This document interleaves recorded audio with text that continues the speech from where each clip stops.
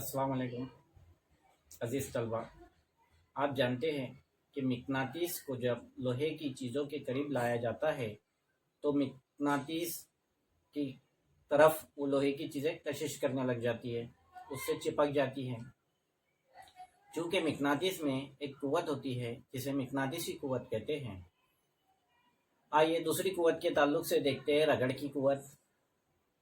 आपने कभी कैरम खेलते हुए लोगों को देखा है, यकीनन देखा होगा। आप देखते हैं कि बार बार वो कैरम के ऊपर कुछ देर खेलने के बाद पाउडर का छिड़काव करते हैं। क्यों? ताकि कैरम और गोट के दरमियान रगड़ कम करने के लिए। वो ऐसा क्यों करते हैं? क्योंकि जब आप कैरम खेलते हैं तो गोट और कैरम के दरमियान रगड़ होती है और रगड़ की वजह से गोट की रफ्तार कम हो जाती है और वो रुक जाती है, इसलिए बार बार उस पर पाउडर डाला जाता है ताकि वो आसानी से उस पर फिसल सके।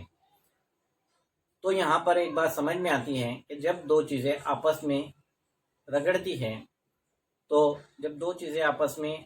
हैं तो उनकी आपस में रफ्तार जो है वो कम होते जाती है। जैसे एक गेंद है, आपने उसको ज़मीन पर लुढ़का दिया तो वो कुछ देर के बाद जाकर रुक जाती है, क्योंकि ज़मीन और गेंद के दरमियान रगड़ होंगी और रगड़ की कुव्वत उसकी रफ्तार को कम कर देंगी।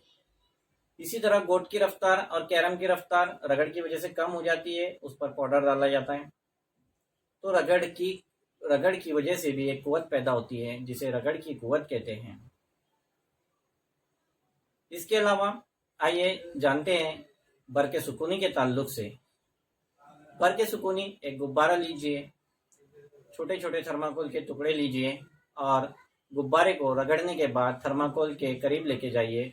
देखिए क्या हो रहा है, थर्माकोल के टुकड़े जो है गुब्बारे से चिपक रहे हैं। ऐसा क्यों हुआ? क्योंकि रगड़ने की वजह से गुब्बारे में एक किस्म की कुव्वत पैदा हो गई जिसे बरक़े सुकूनी कहते हैं।